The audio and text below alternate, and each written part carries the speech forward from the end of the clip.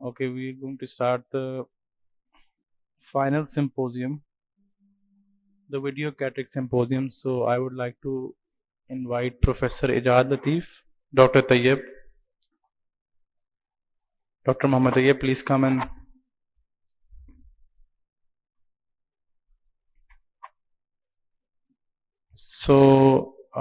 we'll start our presentation. Dr. Amir Awan Sahab, please come and deliver your presentation on implantable columnar lenses. Assalamu alaikum ji. So I will be talking about implantable columnar lens, which are also known as ICL. So ICLs are coming up very quickly. It's there for some time now, and we know that if the patient has got very high refractive error, in those cases you may not be able to do laser vision correction. So in ICL you can correct myopia up to -20, hyperopia you can correct up to +10. Even astigmatism, you can go up to +6. There is certain criteria for anterior chamber depth. You require 2.8 to 3 millimeter. And you definitely need to have a stable refraction for the patient. If refraction is not stable, unfortunately, then maybe you will get surprised later. And there are certain patient-specific and special indications. Patient cannot have laser vision correction. Patient have got some dry eye issues in which you don't do laser vision correction, so you have to go with ICL, and there is a small incision that's not going to put any impact on the dryness. And patient really wants to have a crisp vision. They can do any sort of the sports activities. That's not the problem. Certain usually range in US they say 21 to 45, but you can go below this up to maybe 18, 19 if this refraction is stable. And the good thing about it is that it's not a permanent solution. Like we know that if laser vision correction is done, patient is not happy, you can't do anything. Here in such cases, you can remove the ICL. So variety of investigations are important, like refraction. You need to have a good refraction, especially for hypermetropes. You need to have a cycloplegic refraction. If you won't have it, you are not going to have the best vision of the patient. Corneal thickness, again, it's important when you're doing is anterior chamber depth. So whenever you're doing the IL master biometry, you're doing corneal scan, and that will give you exact idea about how the corneal thickness is, how is the anterior chamber depth. But the most important thing is sulcus to sulcus, white to white diameter is really important. So horizontal white to white is very important. You need to do manually, and you need to be correct because that matters a lot. If you go for the larger size, you may have development of angle closure glaucoma. If smaller, patient will develop the cataracts. And corneal scan also gives us idea about regularity. So let's go quickly to the video. So it's a 28-year-old female, a right anisometropia -11 and -1.5, and other eye 6.6 unaided. So this one is a topical. Initially, I started as a general anesthesia, so I do both eyes together in one sitting. So here, actually, she had one eye problem. She was a bit squeezy as well, but it's important if patient is understanding you, coordinating with you, you're looking at where you're pointing out, then it's not a problem. So initially, intracameral lignocaine I've inserted, then put the preferably cohesive, which can easily come out, like Provisc in this case I have used. So these are side port incisions I'm giving. And loading is tricky. So initially you load it and then you proceed with the surgery. So here I've already loaded, and shortly you would see that it will open up nicely in front of the iris. So it's gradually opening up, and once it's done, very important thing is any instrument you don't want to touch the lens. So that's the most important thing. Otherwise, it's a very simple surgery. So here I'm injecting some more viscoelastic just to create a space, and then you are using your second instrument. And what you're trying to do is you're centralizing it, and you want to put the plate haptics beneath the iris. That's a really important step. You don't want to leave in anterior chamber. So gradually you just push it down and it nicely goes. So if we do temporally, so inferiorly we go first and then we go for the superior one. And toric, we do marking. If somebody was around yesterday, I presented the toric one. So in that, marking is important. Here, it doesn't matter. So slight movement. So sizes are really important. So mostly the sizes which are being used 12.1, 12.6, 13.2 and 13.7 is very rare thing. So mostly we go for a 12.6 millimeter size. So once it's done, just a hydrodissect. The wound is around 2.8 millimeter. You don't need to apply any stitches. And important thing is at the end, you want to inject intracameral myoclone so that the lens is well placed, your pupil nicely coming down. You want to remove as much as viscoelastic possible. You don't want to the high pressures. And finish up the case. So she did really well. Next day, vision was improved to 6/9 unaided in her case.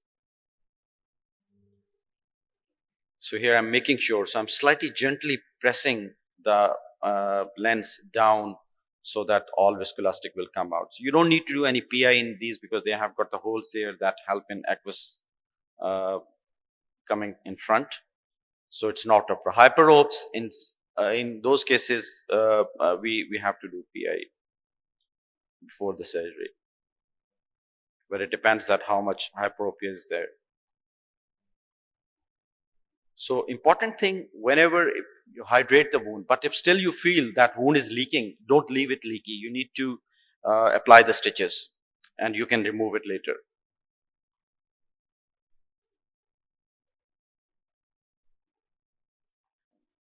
So most important thing in ICL is your calculations are important. Your sizing is very important, what size you are going in, and loading of the ICL is. So here you can see that the pupil is nicely come smaller. So I'm sure that's well centered around. So next day, what you look for is definitely you look for inflammation. You want to have a reasonable vault. You don't want to have a very high vault. So you aim from around 250 to 700 microns vault, which is usually stable. But if it's slightly smaller vault height or even larger, even that is tolerable. Very high, then it will be more problems. So here next day, a slit lamp view. So it's nicely sitting in and spherical equivalent was minus 0.25. So either there was some toric element, but we knew that it's slightly emblepic eye and cost was a major issue. We went with normal ICL and there was no problem. Thank you very much. Thank you. As far as I know, it's an old concept. Then 15 years back, it was known as implantable contact lens. Now it has a different name. There are multiple problems, 2 or 3 in those days, like uveitis, anterior capsular cataract, glaucoma. I believe this must be a more friendly material for the ocular tissue. I think any surgical procedure, if you have high rate of predictability and reproducibility, it's a good procedure. I hope you have enough follow-up in this case. Yeah. Can I have a comment on this? In this one, I have got like 3 months, but yes, I have got like patients follow-up up till 7 years follow-up, no problem at all. Okay, the next presentation is by Dr. Atif Chauhan on capsular decompression in a swollen white cataract. Bismillahirrahmanirrahim. My topic today is capsular decompression in a white cataract. Lots of times, all of you know that in our daily practice, we get very hypermature brown cataracts. But the most difficult ones which I face, brown cataracts for me are okay because you can do capsulorrhexis, but a white swollen cataract, that's the difficult one because you end up having a very swollen capsule which is under pressure and you have to deal with that.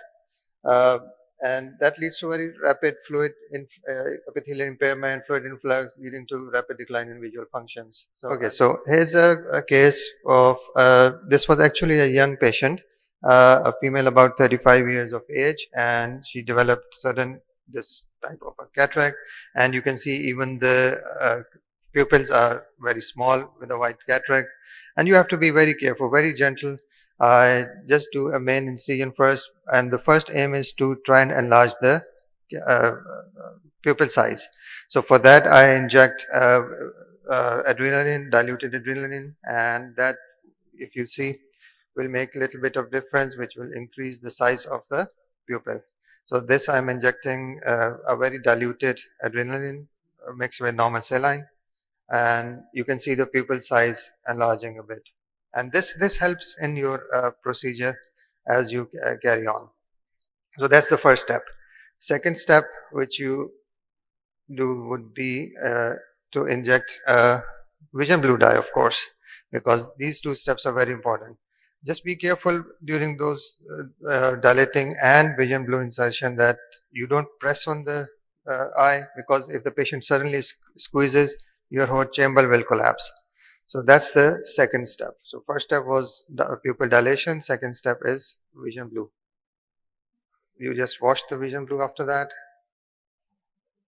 And now I inject viscoelastic. So next step would be to inject a viscoelastic material. I inject quite a good amount so that you aim is to push the capsule down. So next I use just injecting viscoelastic now. Good amount of viscoelastic you need to inject. So make sure that it is pressed in. Okay, now comes the time where you decompress the pupil, the capsule. I use a 27 gauge needle.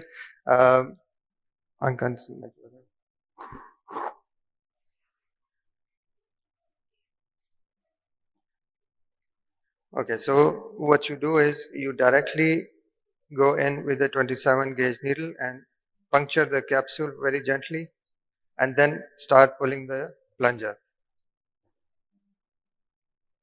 And if you look at 12 and 1 o'clock, you will see the whole thing kind of collapsing. That's when you know that the capsule is being decompressed and the material is being sucked in by the needle. Have a look at the 12 to 2 o'clock. So let me just do that again for you. So you insert the 27 gauge needle and pull on the plunger. And have a look at the material which was sucked in. See? This is all cortical material. Now you can start your rexes. So I normally use a rexis forceps. And it's a good thing to inject the viscoelastic again.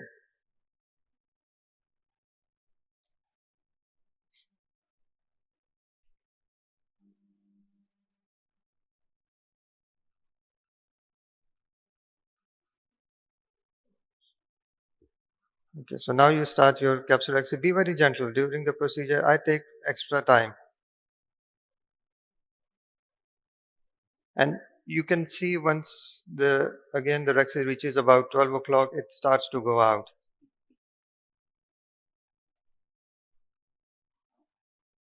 Just be very careful because you don't want to end up having an Argentinian flag sign or a capsular rip.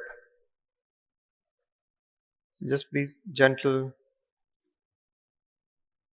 You can even go for a small rex and then enlarge it, but I normally go along the pupil margin.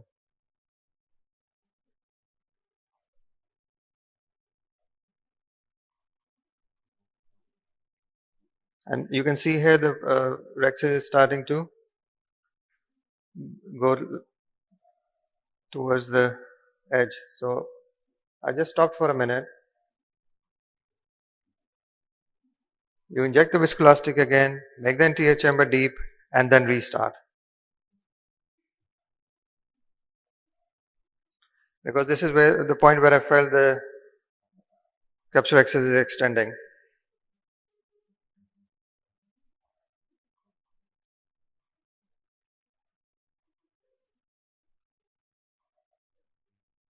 So you again grab it close to the edge and then carry on with your rexes.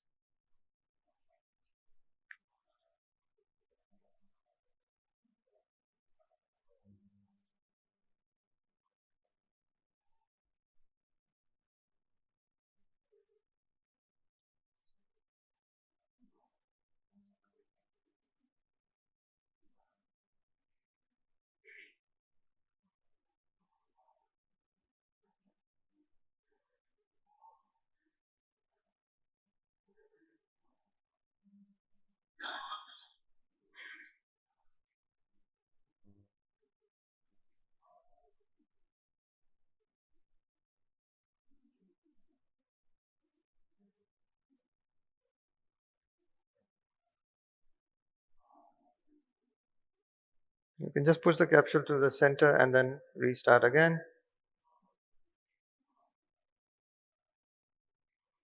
And that's your complete capsule access. It's a long video, but the take home message is make sure the anterior chamber is deep. You're using, the pupils are well dilated. Vision blue is used. And most important is when you decompress, use a 27 gauge needle and you can see that sign where the whole thing is collapsing. You can see the milk going into the syringe. So I have about 150 videos now, and it's kind of my routine that every single cataract with white, this kind of a situation, I do a decompression, then I proceed. Thank you, sir. I hope you are also leaving. You are also leaving. Can I have a small question? Yes, of course. We used to dye the anterior capsule after under air. Is there any need of air in the anterior chamber before injecting dye? It's personal choice. Lots of people use air to inject the dye so that it doesn't stain the endothelium, but I'm okay with, I've done both. Thank you very much.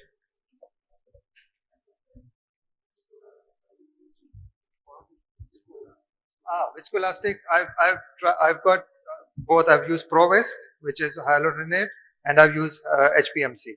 But I prefer in these kinds of situations, HPMC has helped me more compared to hyaluronic acid. Yes. So you do that. Any questions?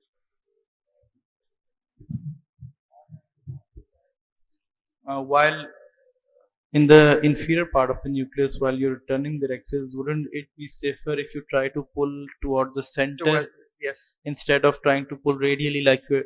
Yeah. It would be much Basically, it's safer. the centripetal centrifugal forces Yes. that you apply From holding it from the edge and then pull it and to pull the it center. towards the center. Yes. Any questions? Thank you so much, Dr. Chauhan, for the insightful presentation. Now I would invite Dr. Majid Malik Saab for his presentation on sutureless pediatric cataract surgery. Thank you. Thank you, Professor Tayyib, for giving me a chance. मैं चौहान साहब से एक question है. आपने कहा you use HPMC instead of some. Why not ProVisc? Because it is that is heavy and that keeps it under pressure. Double shell technique. पीछे वो आदमी आगे इसको डबल आगे मेरा से ठीक है. That's good. वो बहुत अच्छा. सीधी वीडियो चलाएं जाए इसमें से अलग करके. इसमें कंट्रोल नहीं होगा इसके ऊपर. अब इसमें देखें actually sutureless pediatric surgery. I always do sutureless pediatric surgery in children above 2 years of age. लोग मुझसे काफी बातें करते हैं, नाराज होते हैं कि ये क्या तरीका है. देखो इसमें क्या है, you see the temple. As soon as you make a reasonable CN, pointer नहीं.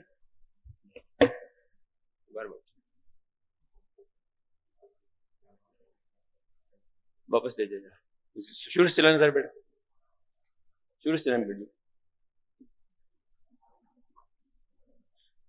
See the incident side. आपने शुरू से नहीं चलाई, दोबारा शुरू से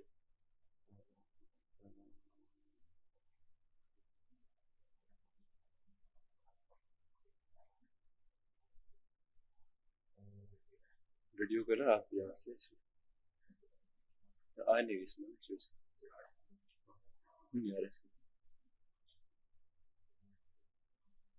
Here is the incision. It should be 3-step incision that will make the wound self-healing and non-sealing. One step पहले था, second, and then you dip. Once you dip in the anterior chamber, there is a dimple sign that indicates the third part of the injection of the incision is again at 45 degrees. So it is 3-step. Now it will be self-sealing. Side port, second side port, incision. Rest of the surgery is same as usual. Stain लाजमी करना है. बच्चों का capsule है, लाजमी stand करें because it is hyper elastic. Air डालना, it is better. तेज सा बात कर रहे थे air की. Air डालना is better because it prevents endothelium from the toxic damage of the tripine dye or any of the chemical which we use in the eye. We should try our best to protect the endothelium. Now once the Dye is cleaned after staining. Fill the entire chamber with viscoelastic. वही जो combination बताया था, ideally that should be Provisc plus methyl cellulose.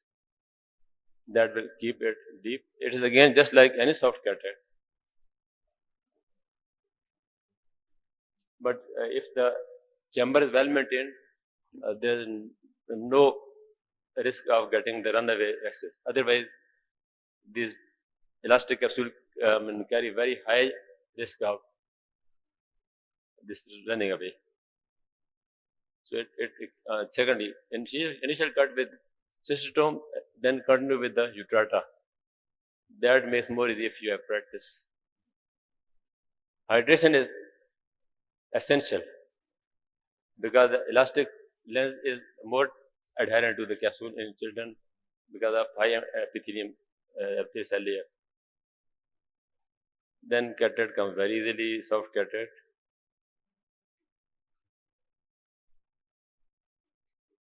Once done,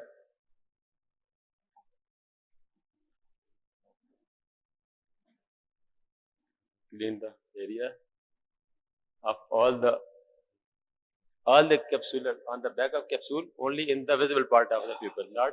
Don't go behind the iris. Anterior capsule washing should be just in the inner part of the capsule. बिल्कुल भी साफ नहीं करना होता है इसको. Inject the lens. अब इसमें कोई भी inject कर सकते हैं. Ideally, multi-piece is the best because it will prevent phimosis and it will have better stability with the enlarging eye.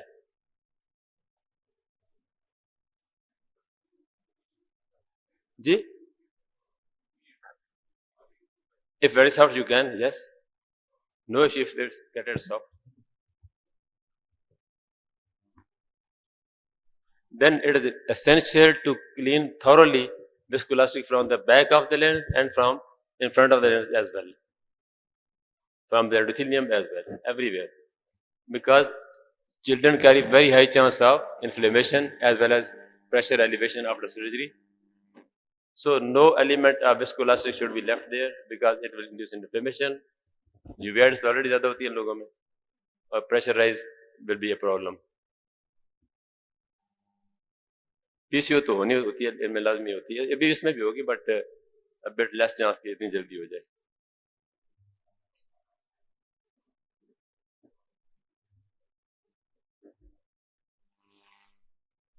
Hydrate the roof with the this cannula, Simco cannula. इसी के साथ hydrate कर दें, margin भी और side भी, and then roof. Don't forget hydrating the roof of the incision. That will this is the next day. Why we should go for sutureless surgery in these children? Because they are very young and after say 6 weeks or so, if you want to remove the suture, again you have to go for another general anesthesia and problems related to that. So I think it is better if you can make such an incision. So we should plan sutureless surgery if the child is about to. उसे नीचे वाले में avoid करते हैं, hyperelasticity होती है cornea की. And thank you very much. Experience जी. कोई experience अपना share कर. Mike.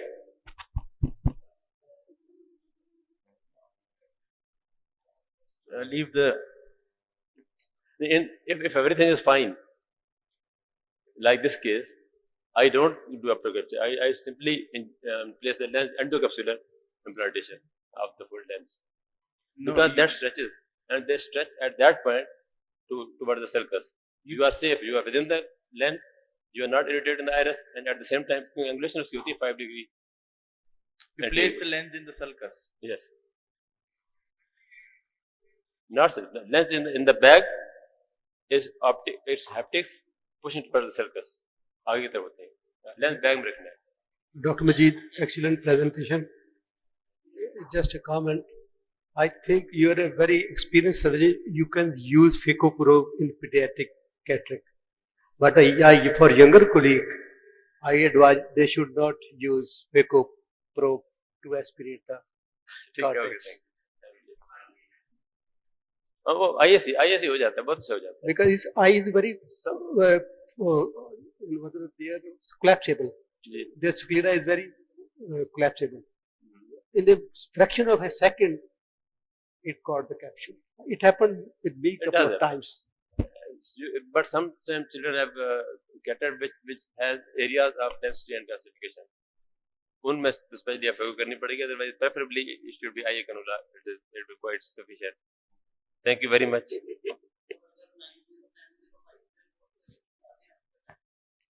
वो लगा तो देते हैं, ऐसे में लगाना पड़ता है जब लीक कर रहा हो, लेकिन फिर निकालना भी पड़ता है ना. पीडियाट्रिक आइज में ना, जहाँ पे मलिक साहब ने फरमाया कि सूचर निकालने के लिए जीए चाहिए, वहां पे उसी तनाजुर में ये भी प्रॉब्लम है कि उनको आप प्रॉपरली स्टेड लैम्प पे देख नहीं पाएंगे post operatively.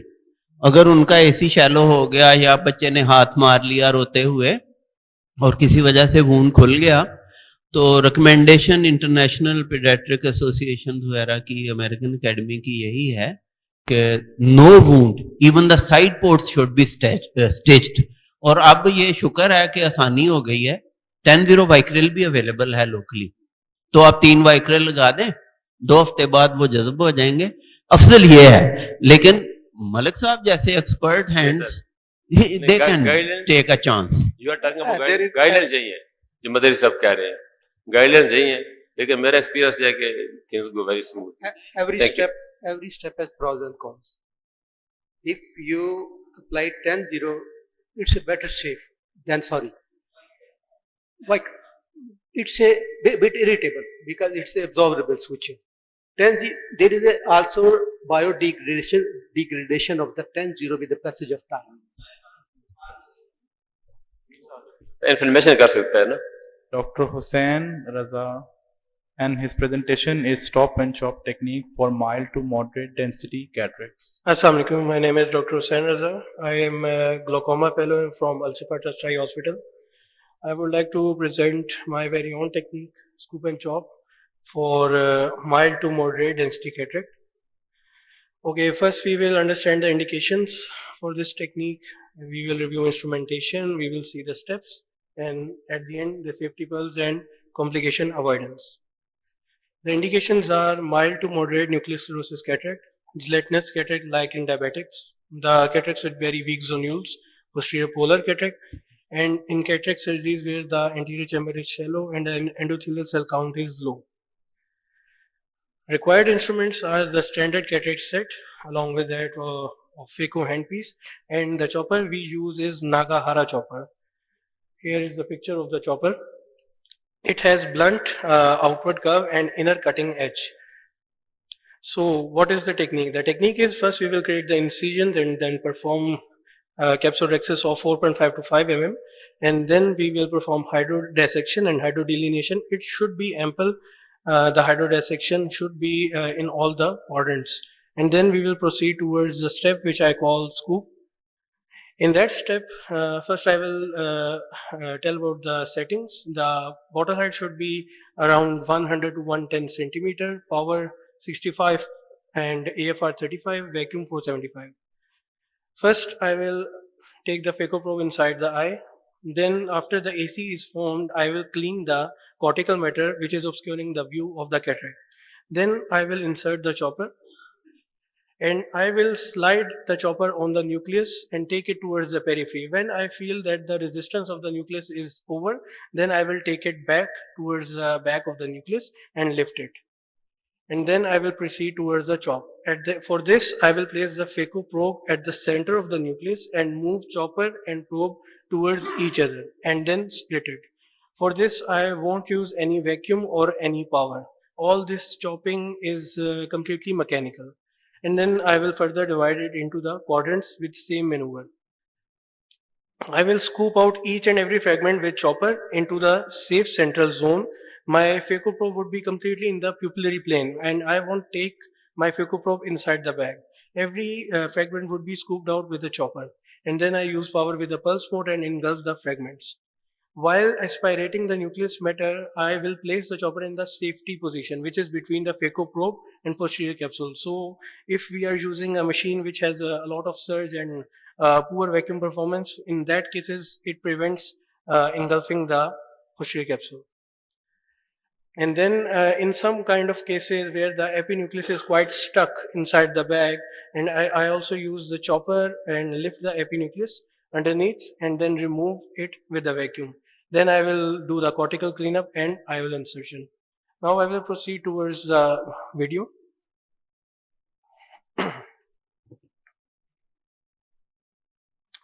First, this is nuclear sclerosis grade 3 cataract. Here I take the chopper behind the cataract, and then here is no power or vacuum is used, and then I split it into two halves.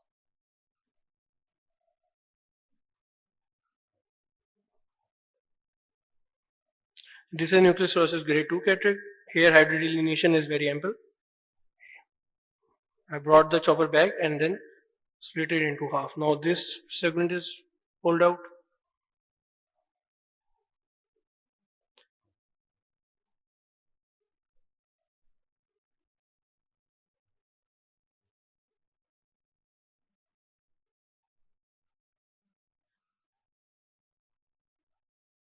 Now again this quadrant is pulled out with the chopper and now broke into two pieces. Now I have placed the chopper in the safety position and engulfing the cataract.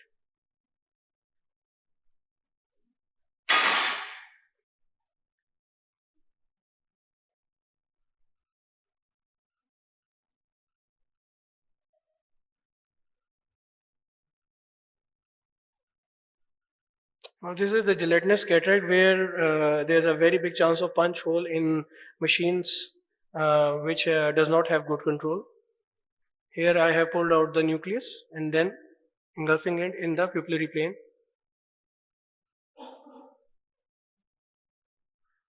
Now this is the epinucleus which I lift up like this, and then I pull it out, and then I will apply the vacuum, and then this. Again, this small epinucleus matter is pulled out with the help of phaco and chopper without applying any vacuum like this. I pulled it out and now it is in the safe zone and I apply the vacuum.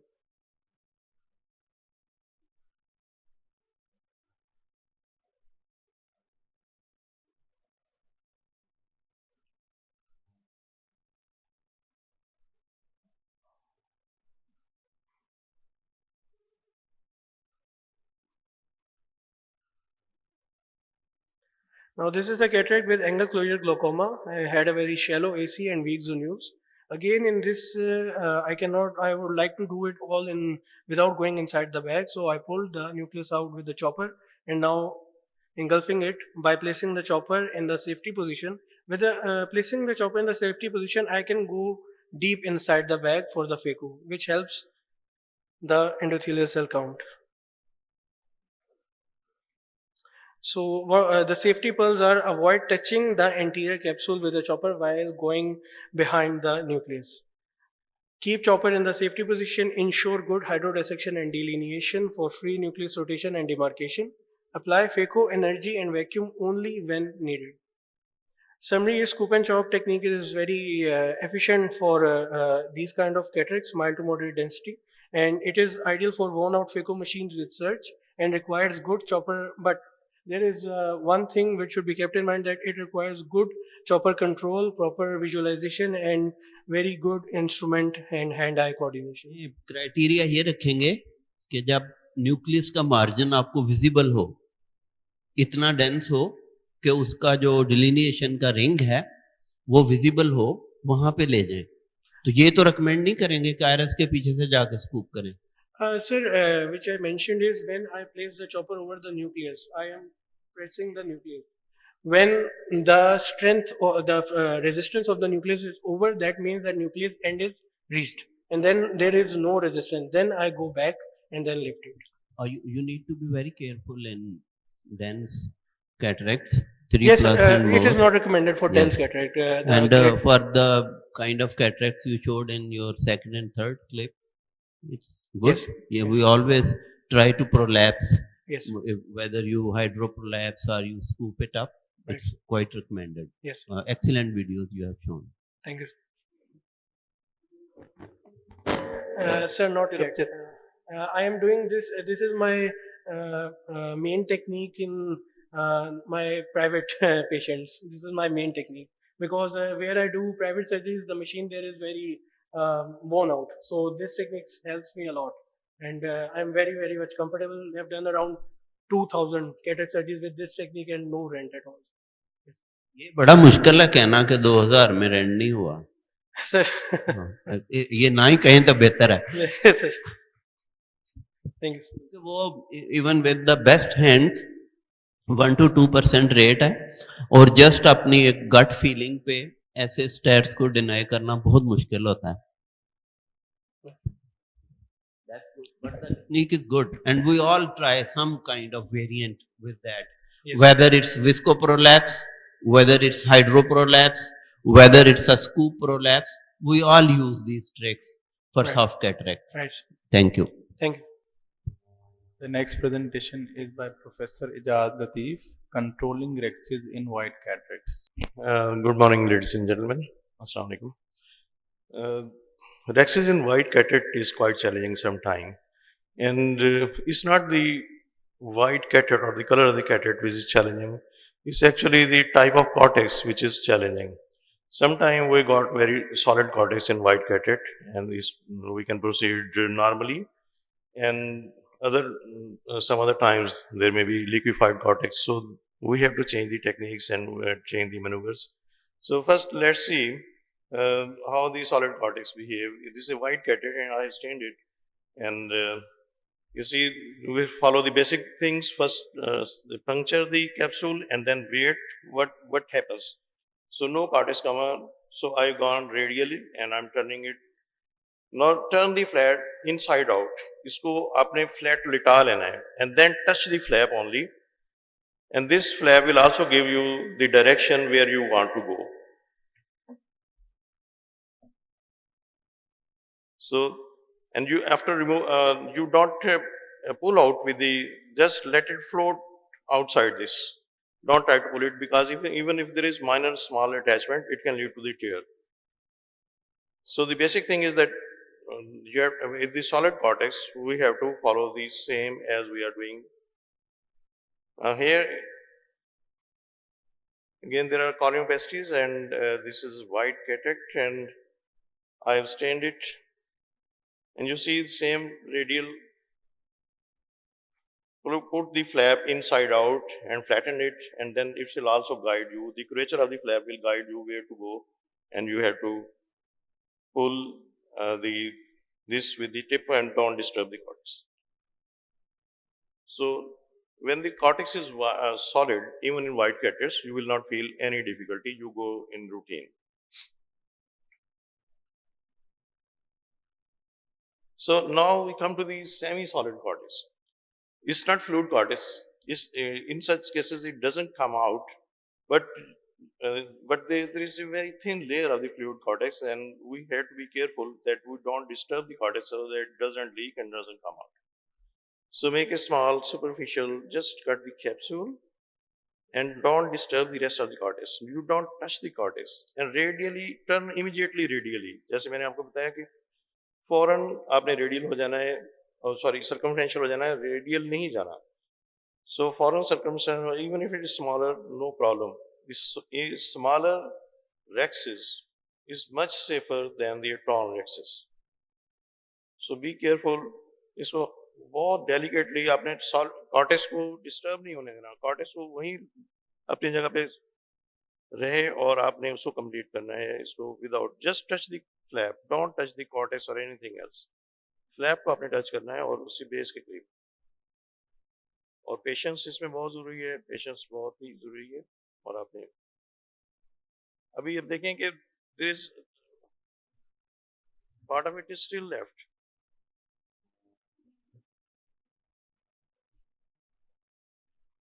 और जब तक आप इसको 100% आपको sure नहीं होता कि आपने कंप्लीट कर लिया है, इसको पुल ना करें. Don't pull it out, otherwise एक स्मॉल ½ मिलीमीटर की भी अटैचमेंट होगी, you just pull it out, तो वो रेडियल टेयर कर सकती है. और इसको होल्ड करके कभी पुल नहीं आउट करना.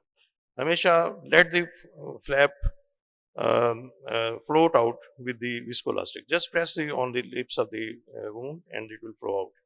और इसको निकालना भी बहुत जरूरी है, खासतौर पे अगर ट्रेबेक्लेक्टमी आपने की हुई है तो कभी फ्लैप को ऐसे छोड़े ना और स्टार्ट ना करें, क्योंकि some time it will go into the fistula और वहां से रिकवर करना इसको बहुत मुश्किल होता है.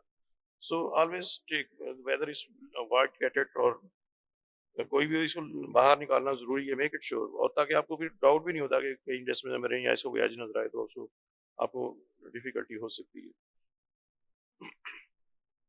So coming to the fluid cortex, this is not fluid cortex, and this has got a radial tear when I started.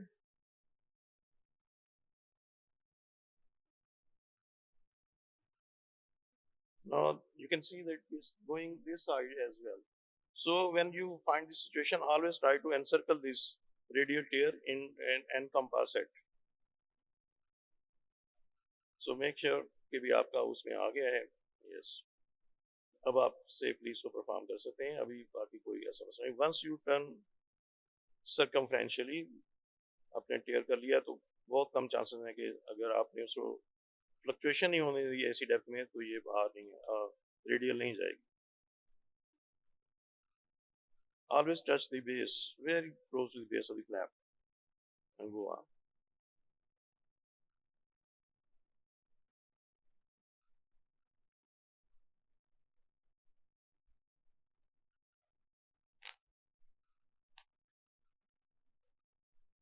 Now when you see that the cortex fluid, you know that this is a fluid cortex. दूर से आपको नजर आ रहा है कि fluid cortex है, तो उसमें आपने immediately turn करना है. जैसे पंक्चर करें, turn radially, sorry, turn circumferentially. मैं radially दो दफा गलती कर रहा हूँ.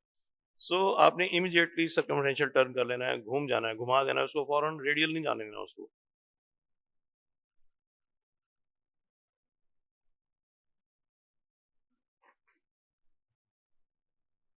So पहले कट में ही आपने फौरन रेडियल हो जाना है. Oh sorry, circumferential. अंग्रेजी मुश्किल चीज है हमारे रिफ्लेक्सेस में, उर्दू मीडियम वालों के ऐसे ही होता है. गोल्फ में कहते हैं fear of the OB is worse than the OB itself. So आपने देखा कि अभी एक चेयर बन गया है, नहीं बना अभी. So encourage the cortex to come out with this canula. Just press it when you have turned radially. Sorry, you have turned circumferentially. तो आपने इसको जितने भी डिफ्लेट कर सकते हैं कैप्सुलर बैग को कर लें. Then insert the viscoelastic again.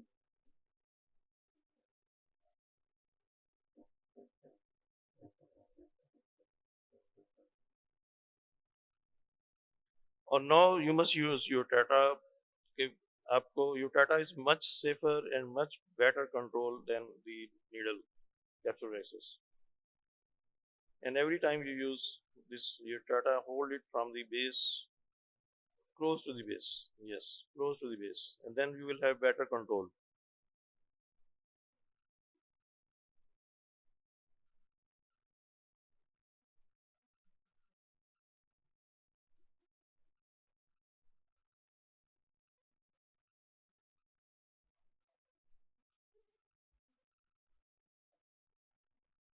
सिस्टोटोम से भी आप लिक्विड कॉर्टेक्स में कंप्लीट कर सकते हैं.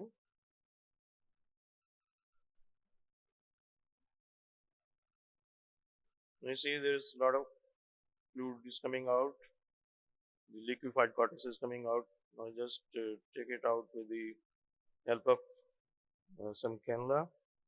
Usually I use Simco for this. I don't use Simco for cortical aspiration, but for this I don't want to extend the incision. I mean I don't want to open the incision too much, so I use this smaller caliber Simco cannula and just release the rest of the cortex, liquefied cortex.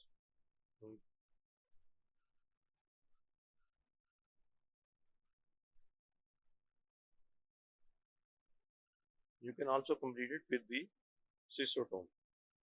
You Tata बहुत बेहतर है control wise, लेकिन अगर आप को कोई दुश्वारी नहीं हो रही तो आप इससे भी कंप्लीट कर सकते हैं. Once the liquid cortex is gone, it will behave very good and there's no pressure from behind.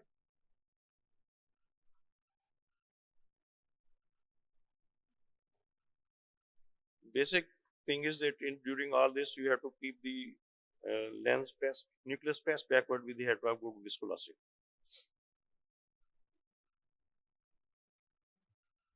Now here, in this case, we are going to see a radial tear and how to manage it. Now I given the cut, the cortex is out,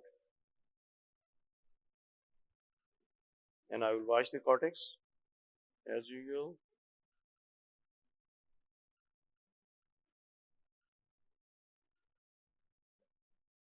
Encourage the cortex to come out without extending the tear. Very dangerous now. Just I have to come out and push the viscoelastic firmly inside. Actually, this is the pressure of the nucleus which makes the radial tear extend to the zonules.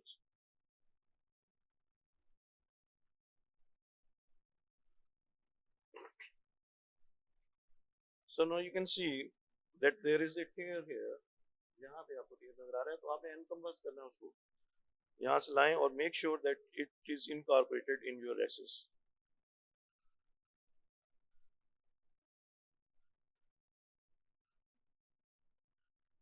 Always hold close to the base. ये मैंने वहाँ से नहीं पकड़ा, but I should have यहाँ से पकड़ें और उसको complete करें.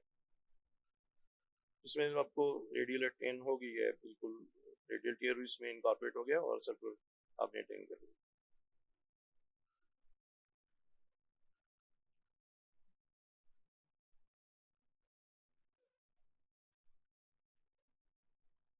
मिथाइल सेलुलोज ही हम तो यूज करते हैं और यूजुअली तो वही जो आम ये अवेलेबल है, लेकिन अगर पहले से प्लान्ड हो, जैसे बहुत ज़्यादा आपको लगता है कि ये बहुत ज़्यादा इंटूमिसेंट है और इसे ब्रेक करना है, तो हम अच्छी क्वालिटी की जेल भी यूज़ करते हैं, प्रीमियम लेंसेज यूज़ करते हैं.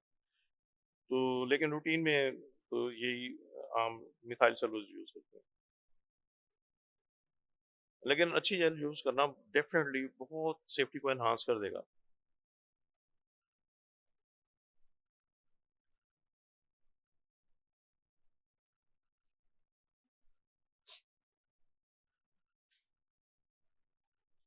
अच्छा, समटाइम्स आप देखते हैं कि रेडियल टियर काफ़ी बड़ा हो गया है. The first trick you have seen that I've turned radial circumferential, and now a lot of cortex has come out. Just watch this cortex. Just perhaps over this. See, the nucleus is not that much large. This is smaller nucleus, but most of the cortex has been liquefied.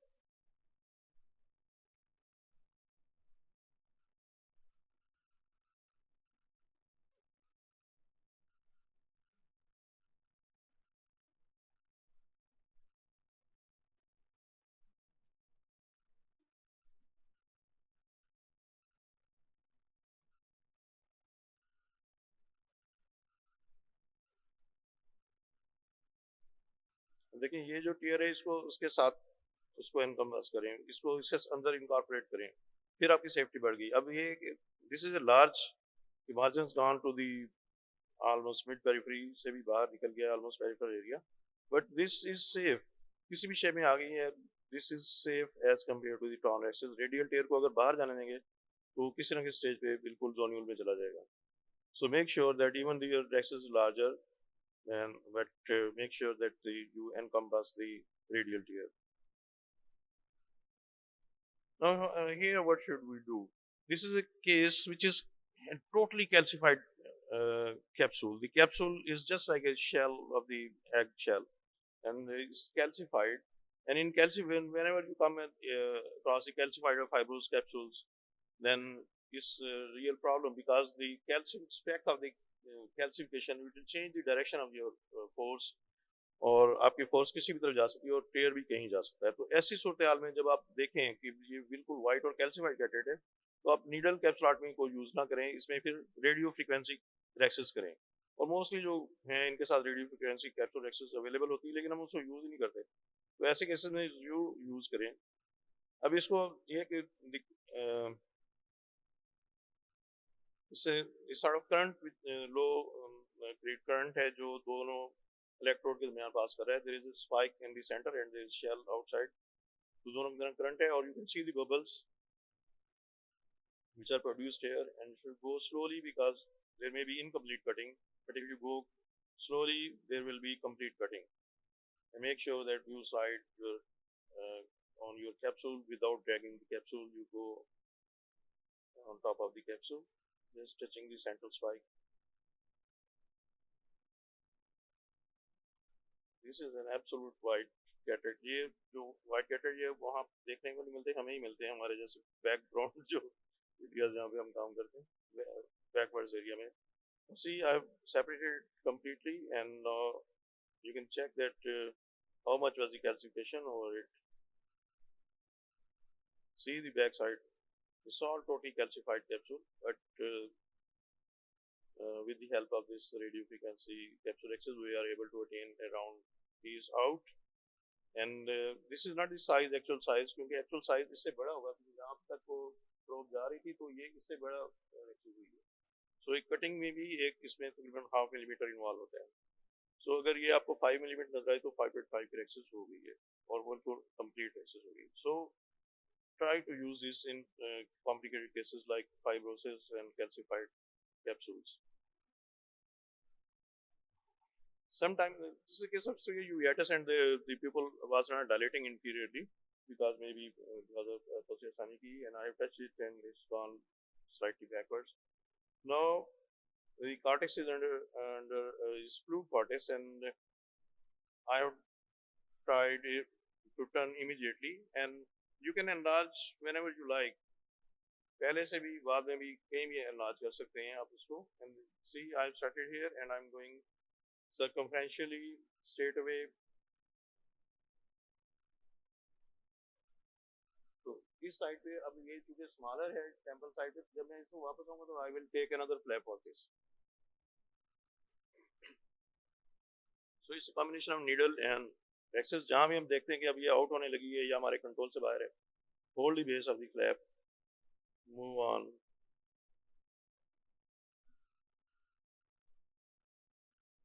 Now I'm enlarging its size to the normal size.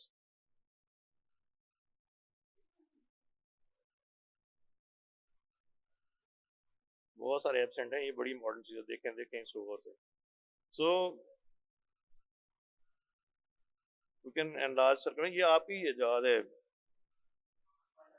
Spiral access, तो मैंने इसको मतलब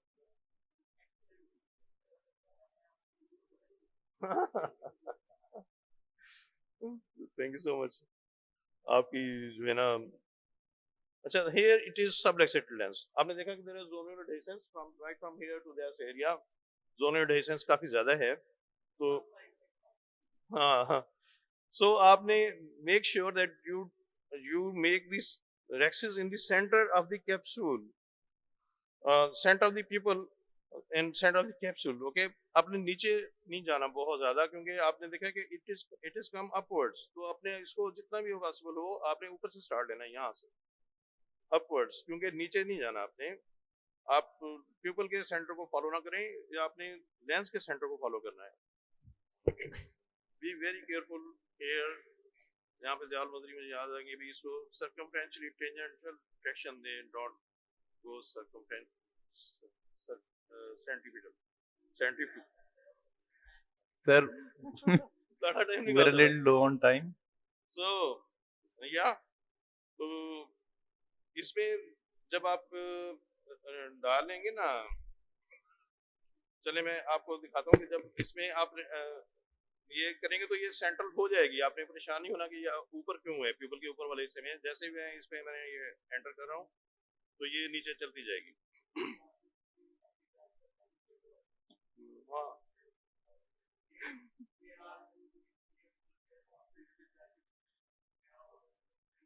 अब देखेंगे axis, अब देखें almost central हो गई है. ठीक है, जैसे आपने इसको छोड़ा तो वो नीचे चली गई है, तो आपको यू डोंट सी दैट. तो आप मेक श्योर कि जब आप सबलेक्सेट में करें तो बहुत ही एहतियात के साथ उसके सेंटर को मेंटेन करें, कैप्सूल के सेंटर को, not the centre of the people. अच्छा, इसमें तो हम लोग क्या करेंगे, ये कुछ भी नहीं कर सकते। Sir, बस इसको ना मैं there is a time constraint. चलेगा। Please okay okay, conclude your ठीक है presentation. ठीक है ठीक है, आई एम जस्ट क्लोजिंग। तो अब देखिए ये एक कैट, इसमें अब आपका हाथ पाँव फूल जाते हैं, आपको पता ही नहीं पहले कि क्या होने वाला है, और दैट्स ये अब क्या कर सकते हैं, फिर अगली दफा डिस्कस करेंगे इंशाल्लाह। मैंने इस मैनेजमेंट की मेरा ख्याल है कि मुझे शर्मिंद। Okay, so my presentation is on a Suni ring series. Basically, how to handle subluxated lenses in congenital subluxated lenses. So this is my experience, and I am doing a number of cases. First of all, I will explain the multiple steps to make this procedure uh, a little easier, and then I will explain some of the complications. So whenever you start surgery on subluxated lenses, you should ensure adequate pupillary dilatation. If there is because the lens has shifted to one side, you should make sure that the lens is exposed properly. So use iris hooks for good exposure. So these are different cases. Uh,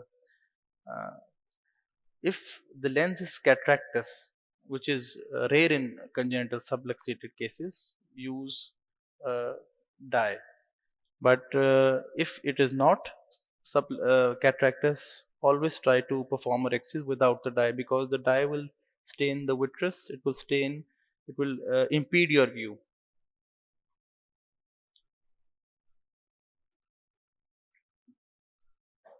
And use a dye which has high viscosity like viscoat to flatten the anterior capsule.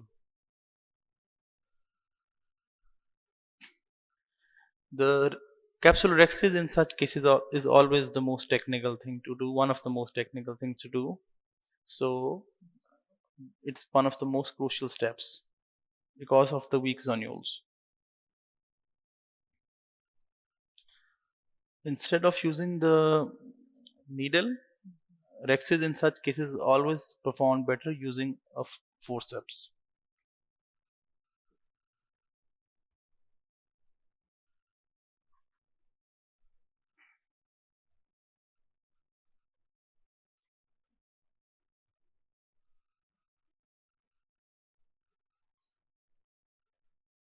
Use viscoelastic adequately. You can inject it again and again in such cases. Try to always pull the rhexis towards the center, centripetally. Now, before handling the nucleus, to stabilize the capsular bag, you can use capsular hooks, and if you don't have capsular hooks, you can use iris hooks to stabilize the capsular bag.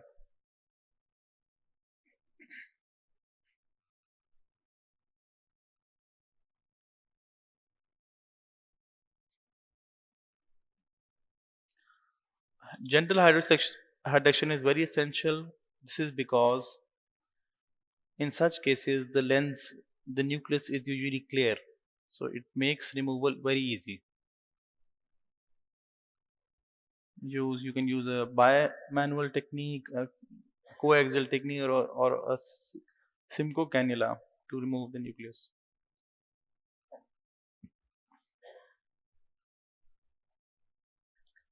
In such cases, visualization is very important. It's sometimes very difficult to appreciate the margins of the capsular bag. Okay, now this is a technical point. Wherever you are holding the capsular bag, there should be a rim of good support, because unless there is a 360 degrees good support of the capsular bag, the one side of the Suni ring sometimes slips out.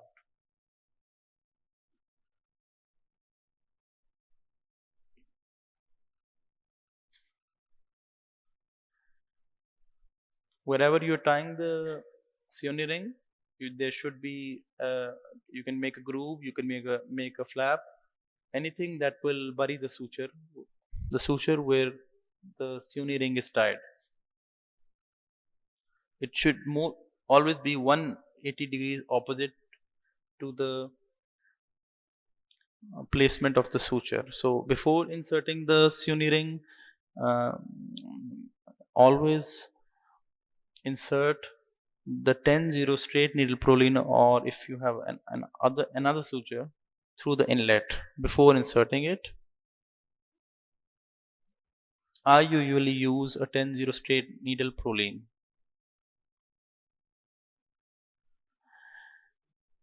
So if there is 180 degrees loss of support, the better option is a segment, a capsular tension segment. But due to the non-availability of the segment, I had to use the ring most of my cases. But handling a segment and placing it in the capsular bag is much more easier.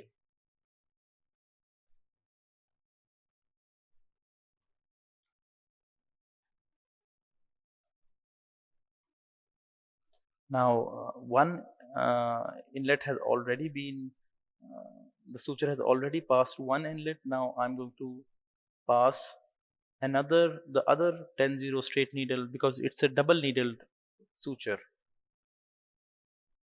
So basically we use a double needle straight needle proline suture, and then we thread it to the 26 gauge needle, and then we tie it with the sclera. So in this way, the capsular integrity, the posterior capsule, is not disturbed.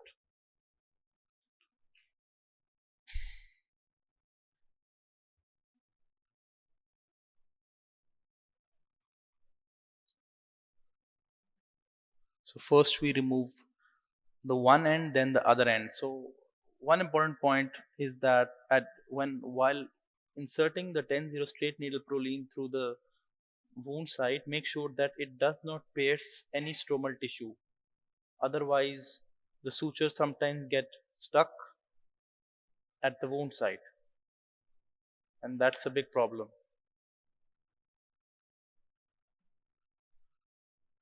Once you pull both ends out, you can tie them.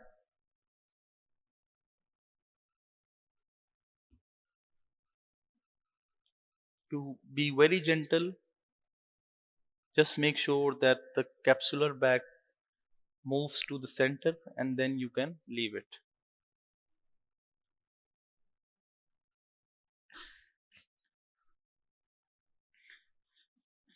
So you can inject a single piece lens into the bag, or you can also place a multi-piece lens in the sulcus. It's your choice.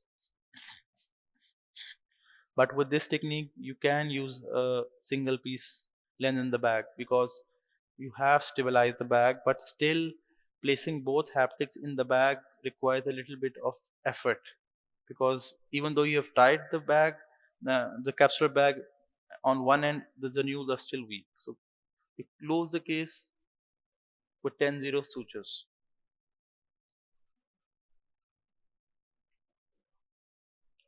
Okay, these are some of the complications that can occur. Sometimes when you use too much dispersive viscoelastic, the iris can prolapse.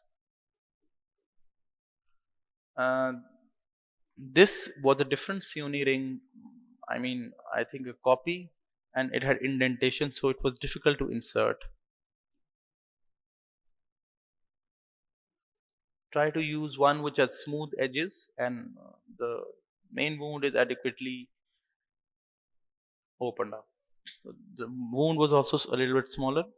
Sioni ring can also stabilize lenses in traumatic cases, but they can be very challenging. Uh, Maintaining the integrity of the capsular bag. Some people may argue that we can remove the lens, do a lensectomy, and then perform a scleral fixation, but basically this procedure is mostly reserved for to save the capsular bag and prevent vitreous prolapse. So I have two more presentation, but I think I'll do just one because of the shortage of the time.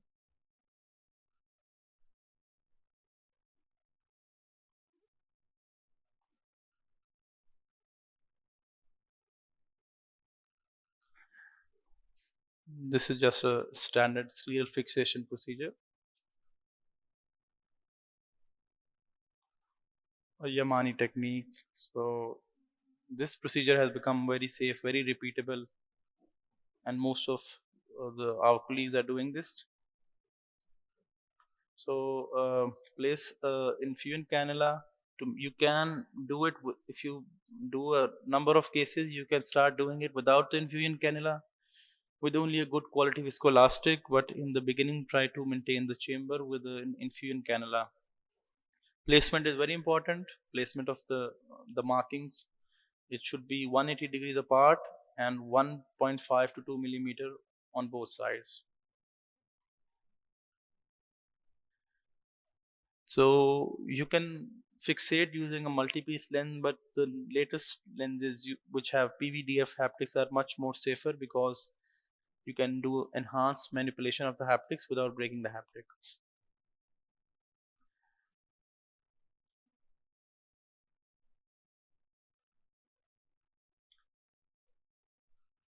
Make 2 incisions.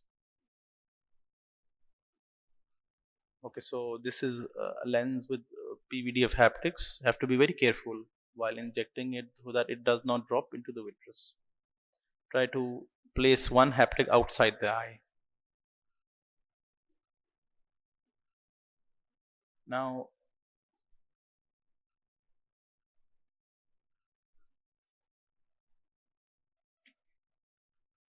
okay, so one haptic is outside and one haptic is on top of the iris. So the leading haptic we enter with a 26 gauge needle. You can also enter with a 30 gauge. I think this was the 30 gauge one. You can thread it with a 30 gauge needle, 26 gauge needle, or a 27 gauge needle. It's a very simple, repeatable technique. It takes 12 to 15 minutes to perform after doing 50 to 100 cases. Pull one haptic out.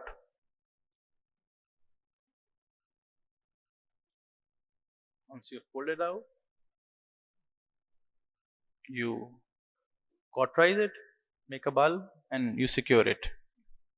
Now the second haptic is a little bit tricky. Some people have multiple ways to thread the second haptic, but my preferred way is to basically use two retinal forceps to hold it in the center of the chamber and then thread it.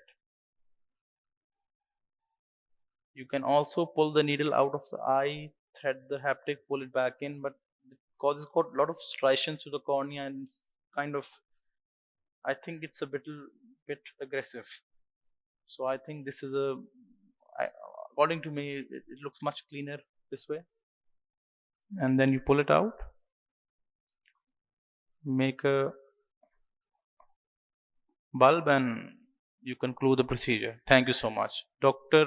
Zia Ul Mazri, please come and illuminate us with your insightful presentations. Thank you.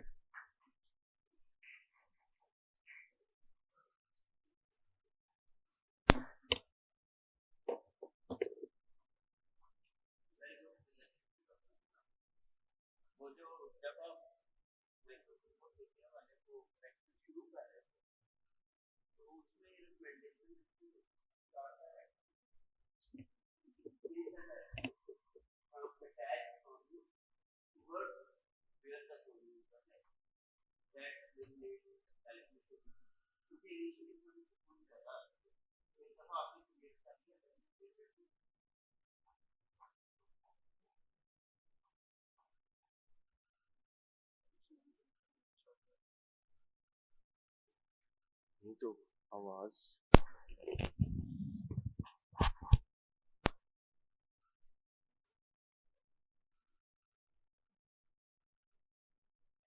Bismillahirrahmanirrahim. Hello everyone. So today I'm going to present a video on irrigation disaster management with optic capture of Avalex IOLs. So you can see 2.75 millimeter incision on temporal side of the cornea, followed by intracameral injection of xyloquine and followed by the OVD fill in the interior chamber. So beautiful filled OVD and the chamber is well formed. A side port incision to 12 o'clock with the help of 15-degree blade, followed by incision on nasal side for the second instrument. So surgeon goes in with cystotome and initiates the capsulorhexis. A beautiful flap is raised, followed by a round circumferential movements and a beautifully round capsulorhexis, making sure that the flap is laid on the anterior capsule. So proceeded with hydrodissection and followed by hydrodelineation and making sure that the nucleus is rotating. So if you cannot spin, you cannot win.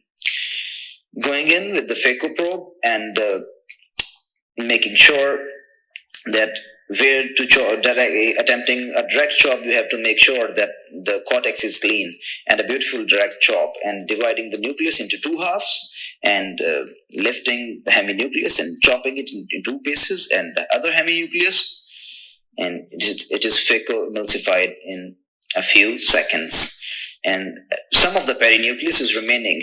So now you have to keep your eyes, the heart is pumping and you have to keep your eyes open.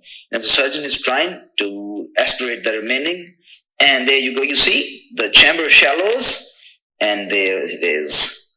The PC is open. PC is ripped open with the phaco probe. It kisses the phaco probe and it's open. So no need to worry. Keep the anterior chamber formed. The OVD is filled in the anterior chamber, and the surgeon remains calm and does a beautiful anterior vitrectomy and with a bimanual technique. So left hand is having irrigation line, and the right hand has cutter. So it's a bimanual technique of doing vitrectomy, followed by Semco irrigation aspiration of the remaining cortical matter, making sure that the vitreous doesn't prolapse again into the anterior chamber. So vitreous, some of the vitreous comes again, and while doing Semco, so use the cutter again, vitrectomy cutter, to cut the remaining vitreous, and then making sure that there is no vitreous. OVD is filled in the sulcus, and anterior chamber followed by the anterior chamber, and IOL is being loaded into the cartridge, making sure that every step of the surgery is intervened. So it's made sure that the haptics and the optics of the foldable IOL are in the sulcus of the cartridge, so that they don't get stuck during the delivery of the IOL, and carefully locking the cartridge, and then going inside the incision and carefully delivering the intraocular lens into the anterior chamber. So the IOL goes into the anterior chamber, beautifully unfolding, and OVD is filled again to maintain the anterior chamber, and followed by a beautiful optic capture. So now the sign of optic capture is the ovalization of the rhexis. So one side of the optic, then the other side of the optic, followed by the ovalization of the rhexis, as you can see. And then the surgeon, amazingly, after doing the optic capture, places the haptics into the sulcus, followed by cleaning of the anterior chamber with the help of Simcoe cannula. So if you remain calm and take a deep breath, hold back and think, then you can manage and get out of these situations. The take-home message in these cases is that you keep an eye on the PES bottles while doing phacoemulsification. Even before sitting, you have a look on that bottle heights, and followed by, especially while doing phaco of the while taking the epinucleus with the phaco probe or the last pieces of the nucleus, you must ask the assistant that whether the water is present in the bottle or not. So as we say, it's not over until it's really over. So thank you so much for your attention.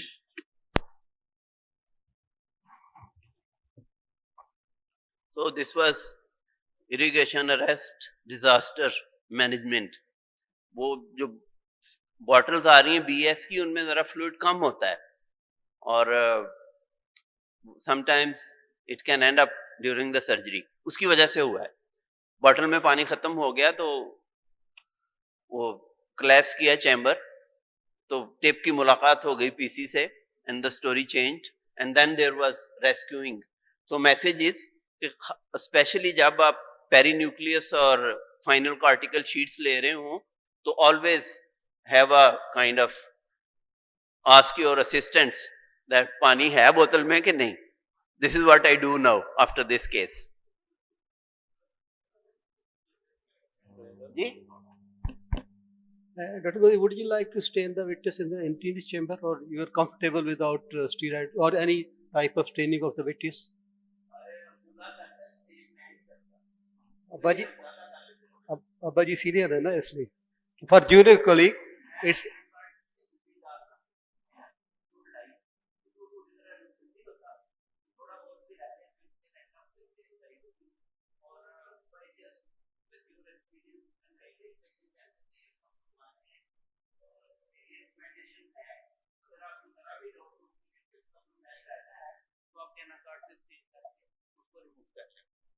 on the other hand it will minimize the post-operative inflammation.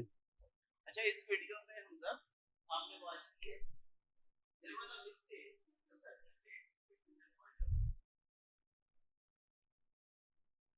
Sir ये pulled sir आपने pull out किया है probe को और fitters collapse हुआ है।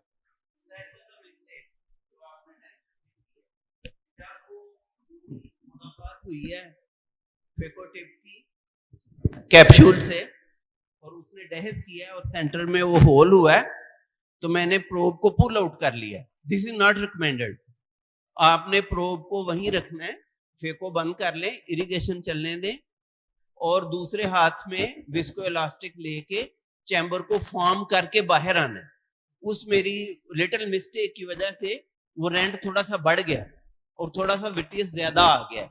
अगर मैं ये वाला प्रिकॉशन कर लेता तो बहुत सारे केसेस में ये भी मुमकिन होता है कि वो इतना छोटा होल आप रख सकते हैं कि आप बैग में ही लेंस डाल सकते हैं।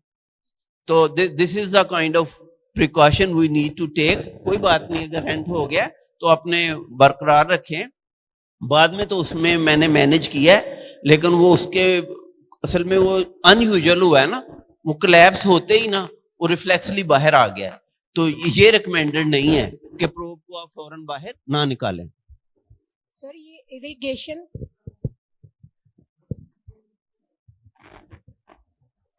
मल्टी पीस नहीं डाला क्योंकि ये रेंट प्लान नहीं था ना और उसका मैंने हल किया है। क्या सोल्यूशन किया मैंने उसका ऑप्टिक कैप्चर कर दिया है। ऑप्टिक को कैप्चर करके उसके हैप्टिक्स को सल्कस में छोड़ा है। तो इसलिए जब आपने ऑप्टिक कैप्चर कर दिया तो you have almost the same position, effective lens position same हो गई आपकी। एंटीरियर कैप्सूल में डॉक्टर अब्दुल्ला ने बोला है ovalization of the anterior capsular axis is the sign that the capture is well set. This is what I did. तो ये असल में ना हर पेशेंट से अब एक्स्ट्रा मल्टी पीस मंगवाना तो मुमकिन नहीं ना होता। तो ये तो एडोफ लेंस था जो डाला है एवोलक्स सीफी का। अब वो बुरे दिन का क्या पता होता किस दिन आ जाए, लेकिन अल्हम्दुलिल्लाह we did not have much problem. The patient enjoyed good vision. बस उसकी कैप्सूल आर्ट में जरा प्राइमरी हो गई है। सर जो आपने एंटीरियर चैम्बर का कह रहे हैं कि मैंने फेको निकालने से पहले उसको इरिगेट किया है, सर इरिगेट करने से पहले तो होता नहीं है कि विट्रियस को एटलीस्ट कटिंग होनी चाहिए, अदरवाइज तो वो विट्रियस भी आपका जाता है। तो आई थिंक जो मेरी ओपिनियन ये है कि अगर हम इरिगेशन की बजाय उसको डायरेक्टली विस्को से एंटीरियर चैम्बर को मेंटेन करके, सर आपने पहले विस्को से किया, विस्को से ही किया।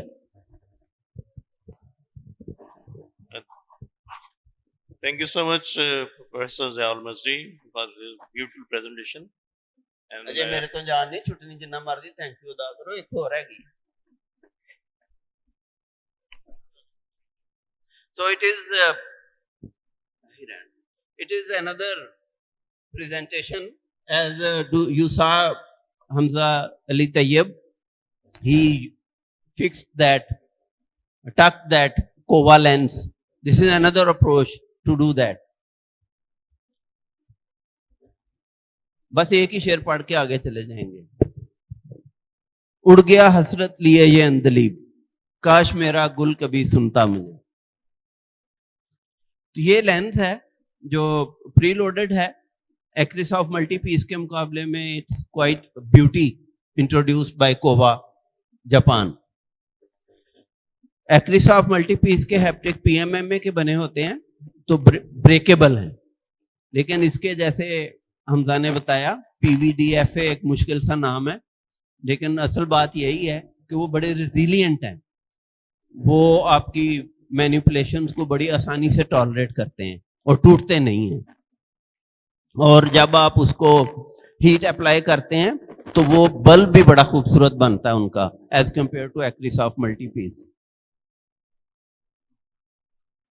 ये उसकी नॉर्मल इम्प्लांटेशन है जिसमें आपने सक्सेसफुल फेको के बाद ये प्रीलोडेड इंजेक्शन सिस्टम है which resembles to some extent with Hoya preloaded intraocular lenses, and this is how this multi-piece intraocular lens is injected.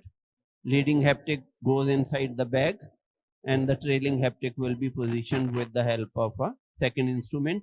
Or while implanting any intraocular lens, remember, never let your AC collapse.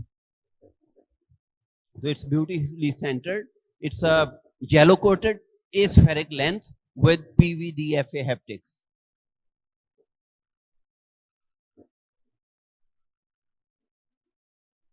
This is the technique which I use for haptic tucking. Mark the site exactly 180 degrees apart, and I also put a mark on the cornea as well so that I don't lose my proper marking after conjunctival peritomy. This marking is crucial. The people keep on complaining that the decentration is there. Decentration is there because you did not pay attention to the details. Peritomy कर ली है और मैं वो prefer नहीं करता personally कि conjunctiva के नीचे छोड़ूं. मेरी ख्वाहिश होती है कि मैंने जो उसका बल्ब बनाया है एंड में उसको बरी कर दूं, और ये एग्जैक्टली 1.5 मिलीमीटर पीछे मैंने मार्क लगाया है for the talking site on both sides, और उसके साथ एक और मार्क लगाया है जिसमें मैंने वो टनल बनानी है जिसके अंदर मैंने उस बल्ब को बरी करना है. This is how I make the tunnel, little cut, and then just use 23 gauge needle or the 15 degree knife, and I use anterior chamber maintainer to keep the chamber formed. Interior vitrectomy is completed and the stage is now getting set. This is how I do that. Just take the pupil as a landmark, and where there is a tag, remove it. So it's a routine injection. It's a preloaded IOL. I tried to thread it in this manner, but it was not successful. I thought that once it unfolds, I should be able to thread it. So then I took the needle back and externalized the haptic inferiorly. This is my technique. Inject first and then externalize both the haptics 180 degrees apart and then complete the fixation. It is here on American Academy of Ophthalmology, ONE site. It won the global video contest in 2018. So the haptics are externalized and then the 20-30 gauge needle goes from the fixation site. It is, of course, as Hamza mentioned, it distorts a little pupil and creates the corneal folds, but your AC maintainer takes care of your chamber and keep it formed. So in the presence of AC maintainer is very vital. I use a visco cannula as a spatula and take the needle out. and then I thread the haptic outside the eye into the needle. And this is a beauty with this KOVA PVD FA haptic, that they don't break because of this folding and manipulation during the threading. Once they are out, I use a heated squint hook to make a bulb, and you can use that thermal cautery filament as well. The same procedure is repeated at the other fixation site. It's our main in CN, and the threading of the second haptic is always a little difficult. If this much of distortion had occurred with actress of multi-piece, the haptic would have definitely broken. So this is a beauty with this KOVA multi-piece. And then I put it in the already fashioned tunnel on both sides and apply one stitch to close the conjunctival peritomy. This is how I perform KOVA IOL tucking in my practice. मैं सदाए कारवाने इश्क हूं, काश कोई गौर से सुनता मुझे. Thank you very much.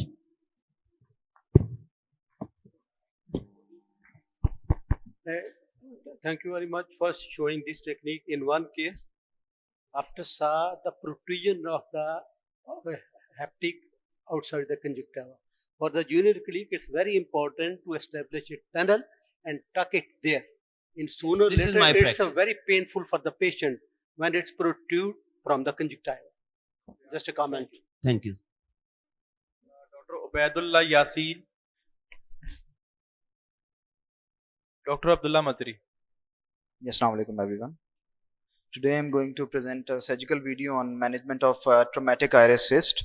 So this patient presented to us at LRBT Township, Lahore, with a history of trauma about 7 years ago, and he had a gradual painful loss of vision. He had some irritation in the eyes and had counting finger vision.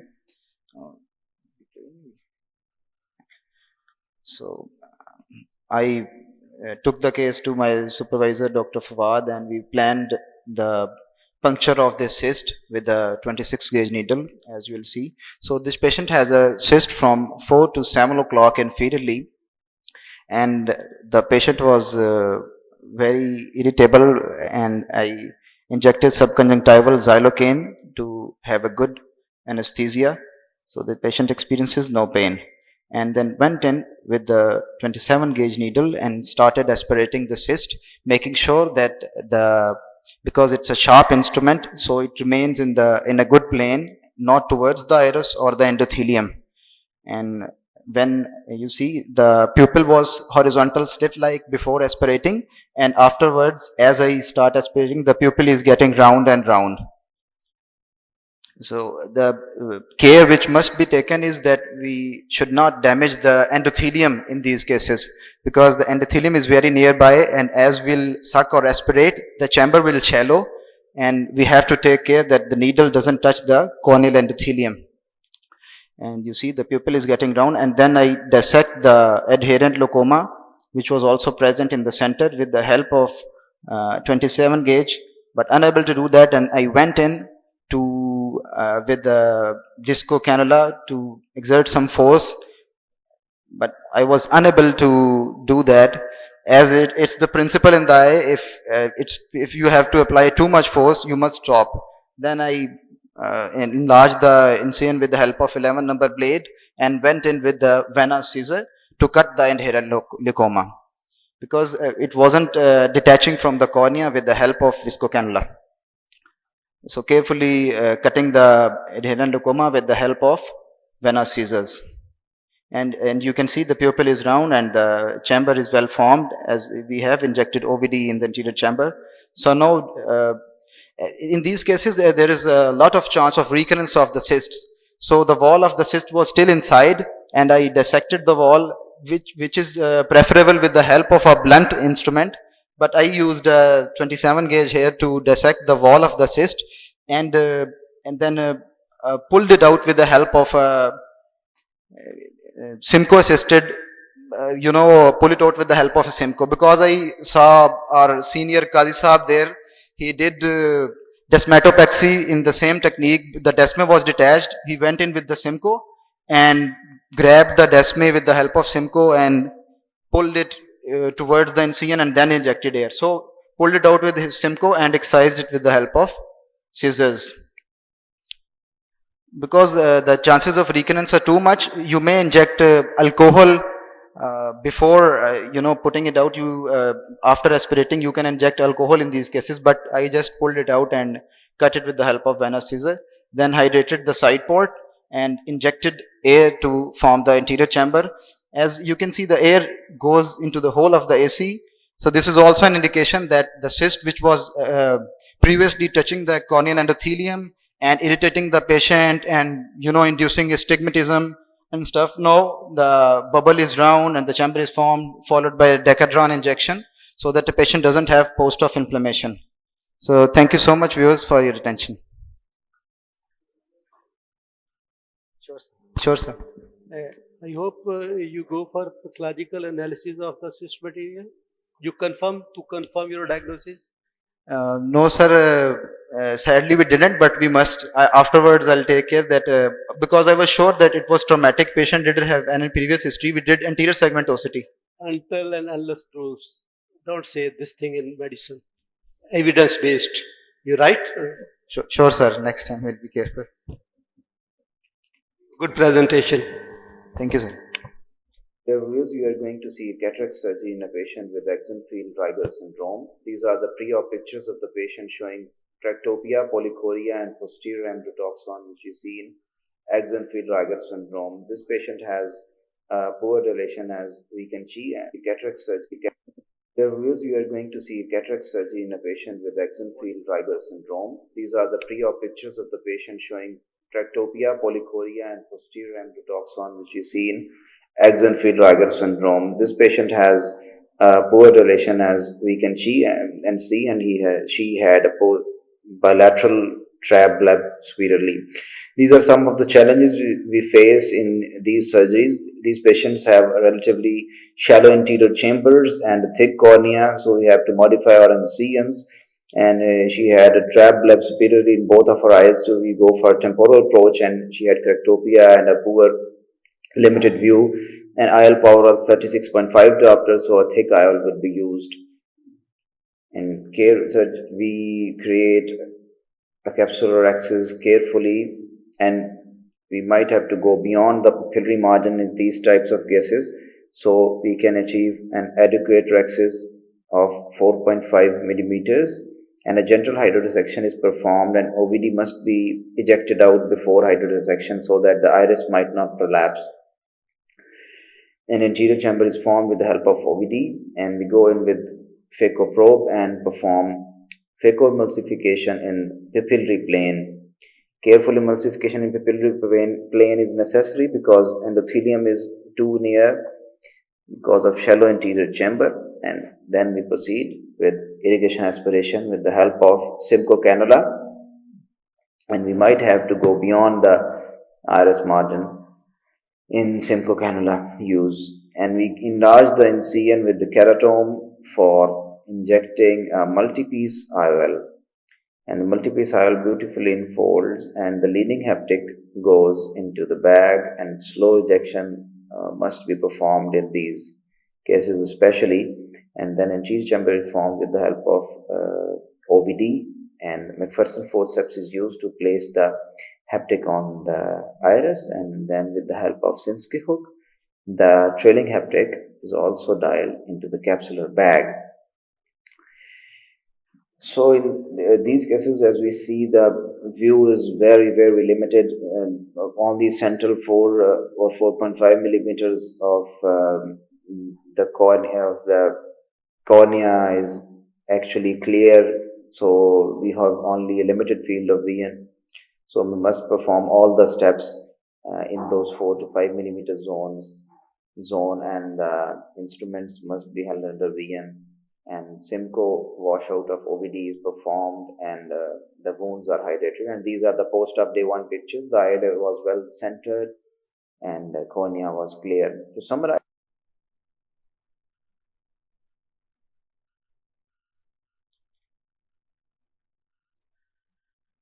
Yes, sir. Any questions, please? Dr. Abdullah, Thank you, sir. for the presentation. It must have been a very difficult case. So this concludes the symposium. Thank you so much for attending. Jazakallah.